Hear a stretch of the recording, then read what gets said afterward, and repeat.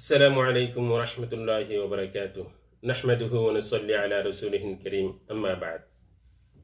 প্রিয় দিনী ভাইরা, চলমান সময়ে বৈশ্বিক মহামারী এই করোনা ভাইরাস আমাদের জন্য আযাব। এই আযাব থেকে আজ কেউ নিরাপদ নয়। দিন যতই গনিয়ে আসছে ততই এই আযাব বৃদ্ধি পাচ্ছে, মৃত্যুর সংখ্যাও নেহায়েত বাড়ছে। বাস্তবে এটা আমাদের কৃতকর্মের ফল। আল্লাহ রব্বুল আলামিন অতিশয় মেহেরবান দয়ালু। তিনি তার বান্দাকে তাৎক্ষণিক শাস্তি দেন না, বরং বান্দাকে বুঝার সুযোগ দেন যেন বান্দা আল্লাহর দিকে ফিরে যায়, তাওবা করে। আল্লাহ তাআলা পবিত্র কুরআনুল মাজিদে সূরা রুমের 41 নম্বর আয়াতে বলেন, যাহারাল ফাসাদু ফিল বাররি ওয়াল বাহরি বিমা কাসাবাত আইদিন নাস। অর্থাৎ স্থলে জলে মানুষের কৃতকর্মের দরুন বিপর্যয় ছড়িয়ে পড়েছে। লিযিকাহুম বা'দাল্লাযী আমিলু, আল্লাহ তাদের কর্মের আস্বাদন তথা ফল ভোগ করাতে চান। লাআল্লাহুম ইয়ারজিউন, যাতে তারা অর্থাৎ মানুষ আল্লাহর দিকে ফিরে আসে।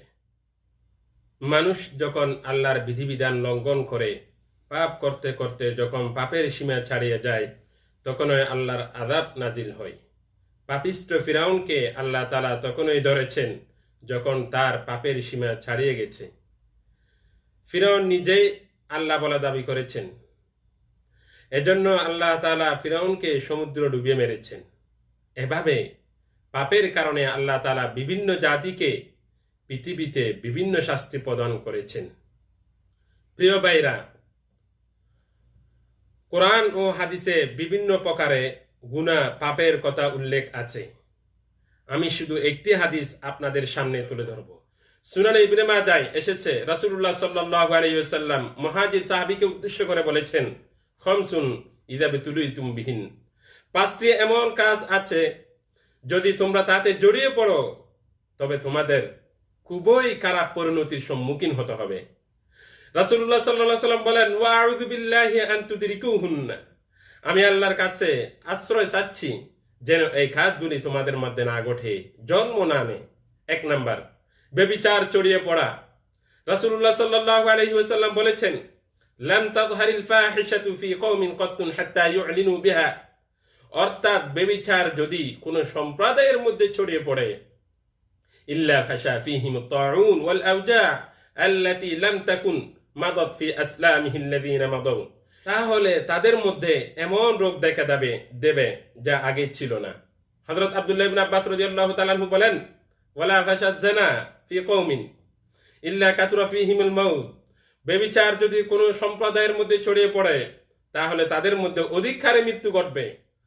আজ গোটা বিশ্বে অশ্লীলতা, নগ্নতা ছড়িয়ে পড়ে। পত্র পত্রিকা, ম্যাগাজিন, ইলেকট্রনিক্স, প্রিন্ট মিডিয়াতে অশ্লীল ছবি, ভিডিও, নারী পুরুষের অশ্লীল দৃশ্য আজ সহজলভ্য হয়ে যায়। ইন্টারনেট, ইউটিউবের মাধ্যমে মানুষ এগুলি প্রসার দেখতে দ্বিধাবোধ করছে না। 2 নাম্বার, ওজনে মাপে কম দিয়া, বেচা কেনার সময় ওজনে কম দিয়া। রাসূলুল্লাহ সাল্লাল্লাহু আলাইহি ওয়াসাল্লাম বলেছেন, ওয়ালাম ইয়ানকুসুল মিকিয়ালা ওয়াল মিজান, ওজনে মাপে কম দেয়া এই কাজ যদি কোনো জাতির মধ্যে জন্ম নেয়, ইল্লা উখিযু বিসসিনিনা ওয়া শিদ্দাতিল মাউনা, তবে তাদের মধ্যে দুর্ভিক্ষ দেখা দেয়। ওয়া জাওরি সুলতানি আলাইহিম, এবং তারা অত্যাচারী শাসকের শিকারে পরিণত হয়। 3 নাম্বার, যাকাত না দেয়া। রাসূলুল্লাহ সাল্লাল্লাহু আলাইহি ওয়াসাল্লাম বলেছেন, ওয়ালাম ইয়ামনাউ যাকাতা আমওয়ালিহিম, যাকাত না দেয়া এমন কাজ যাদের মধ্যে দেখা দেয়, ইল্লা মুনিউল কতরা মিনাস সামা, তাদের উপর আকাশ থেকে বৃষ্টি বর্ষণ বন্ধ হয়ে যায়। ওয়ালাউলাল বাহাইম লাম ইউমতিরু, যদি সে অঞ্চলে পশু পাখি না থাকতো তবে আদৌ বৃষ্টি হতো না। 4 নাম্বার, আল্লাহ ও তার রাসূলের সাথে বিশ্বাসঘাতকতা ও প্রতিশ্রুতি ভঙ্গ করা, অর্থাৎ আল্লাহ ও তার রাসূলের আনুগত্য না করা। রাসূলুল্লাহ সাল্লাল্লাহু আলাইহি ওয়াসাল্লাম বলেছেন, ওয়ালাম ইয়ানকুদু আহদাল্লাহি ওয়া আহদা রাসূলি, অর্থাৎ আল্লাহ ও তার রাসূলের সাথে বিশ্বাসঘাতকতা ও প্রতিশ্রুতি ভঙ্গ করা এমন কাজ যখন সমাজে দেখা দিবে, ইল্লা সাল্লাল্লাহু আলাইহিম আদুওয়াম মিন গায়রিহিম, তখন আল্লাহ তাদের উপর অমুসলিমদের আধিপত্য চাপিয়ে দেন। ফাআখাযু বা'দা মা আইদিহিম, আধিপত্যবাদীরা তখন মুসলমানদের সম্পদ, সহায় মাল কেড়ে নেয়। 5 নাম্বার, কিতাব তথা আল্লাহ ও তার রসুলের, আল্লাহর কোরআন ও তার রসুলের সুন্নাহ অনুযায়ী শাসন কার্য না চালানো। রাসূলুল্লাহ সাল্লাল্লাহু আলাইহি ওয়াসাল্লাম বলেছেন, ওয়ামা লাম তাহকুম আইম্মাতুহুম বিকিতাবিল্লাহি ওয়া ইয়াতাখায়্যারু বিমা আনজালাল্লাহ, অর্থাৎ যদি মুসলমান শাসকরা আল্লাহর কিতাব তথা কোরআন সুন্নাহ অনুযায়ী শাসন কার্য না চালায়, ইল্লা জাআলাল্লাহু বা'সাহুম বাইনাহুম, তবে আল্লাহ তাআলা মুসলিম সমাজে বাঙ্গন সৃষ্টি করে দেন। তখন তারা নিজেদের মধ্যে পরস্পর লড়াইয়ে জড়িয়ে পড়ে এবং সমাজে সন্ত্রাস, খুন খারাপি শুরু হয়ে যায়। এভাবে যখন সমাজে কুফর, শিরিক, জুলুম, অত্যাচার, হত্যা, মদপান ইত্যাদি এই ধরনের জঘন্যতম কাজ যখন বেড়ে যায়, তখন আল্লাহ তাআলা আযাব গজব পাঠান। অতএব আমরা এই বিষয়ে উদাসীন, দিনের পর দিন আমরা কোরআন হাদিসের অমান্য করে যাচ্ছি, সীমা ছাড়িয়ে যাচ্ছি, তাই আজ আমাদের মাঝে করোনা ভাইরাসের মতো ভয়াবহ আযাব আসছে। প্রিয় ভাইরা, আসুন আমরা এই করোনা আযাব থেকে মুক্তি পাওয়ার জন্য 1 নাম্বার ইস্তেগফার পড়ি, অর্থাৎ আল্লাহর কাছে ক্ষমা চাই।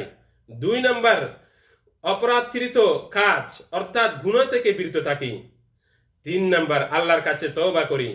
গুনাহ কর্মে কাণ্ডের জন্য, গুনাহ কাজের জন্য আল্লাহর কাছে অনুতপ্ত হই, লজ্জিত হই এবং ভবিষ্যতে শপথ নিই এই রকম জঘন্যতম গুনার কাজ যাতে আমরা পুনরাবৃত্তি না করি।